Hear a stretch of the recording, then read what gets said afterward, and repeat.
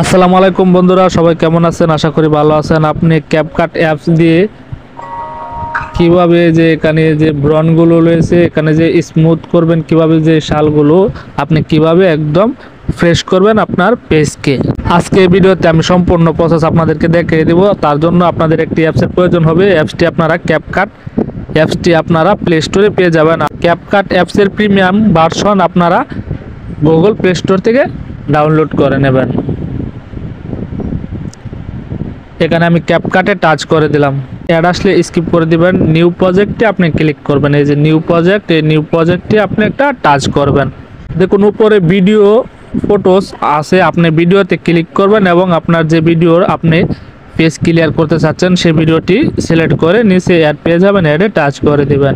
এখানে দেখুন অনেক খারাপ দেখা যাচ্ছে। এই যে এখানে কিন্তু অনেক খারাপ ব্রন, এখানে কিন্তু বড় বড় ব্রন দেখা যাচ্ছে। আপনি কিভাবে স্মুথ করবেন? স্মুথ করার জন্য আপনি এই যে প্রথমে যে লেয়ারটি আছে লেয়ারটির উপরে একটা ক্লিক করে রাখবেন। লেয়ারের উপরে টাচ করার পর এখান থেকে আপনি চলে যাবেন রিটাচ অপশনে। দেখুন এখানে রিটাচ লেখা থাকবে, রিটাচ অপশনে আপনি একটা টাচ করবেন। এখান থেকে ফেসে টাচ করবেন, ফেস। দেখুন এখানে ফেস, এই যে ফেস, এই ফেসে আপনি একটা ক্লিক করবেন। তারপর এই যে ফেস, এই ফেসে রাখবেন। রাখার পর এখান থেকে প্রথম যে অপশনটি আছে প্রথম অপশনে আপনি চলে যাবেন। এখান থেকে এটাকে আপনি 100 করে দিবেন, একবারে 100 করে দিবেন। দেখুন 0 করে দিলে কেমন দেখা যাচ্ছে, আর 100 করে দিলে কিন্তু অনেকটাই সুন্দর হয়ে যাচ্ছে। তারপর আপনি এখান থেকে স্কিন কালারে চলে যাবেন।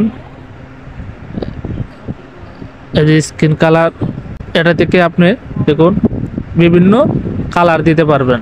তো আমি এখানে কোনো কালার দেব না। 3 নম্বর অপশনে চলে যাব, এটাকে আমি হালকা বাড়িয়ে দেব। তারপর এখান থেকে চলে যাবেন, এই যে মেকআপ অপশন আছে, মেকআপ অপশনে আপনি একটা টাচ করবেন।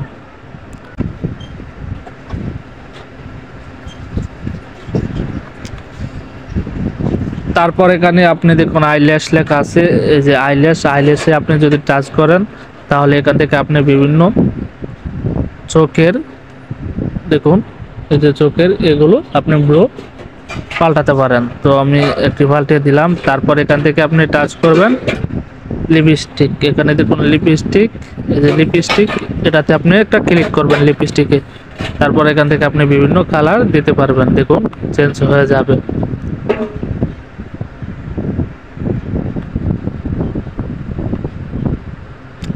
সবগুলো হয়ে গেলে টিক মার্কে টাচ করবেন। দেখুন আগের চেয়ে অনেকটা সুন্দর হয়ে গিয়েছে। এখন আপনি ভিডিওটি সেভ করার জন্য উপর সেভ বাটনে ক্লিক করবেন। এক্সপোর্টিং হয়ে আপনার গ্যালারিতে চলে যাবে।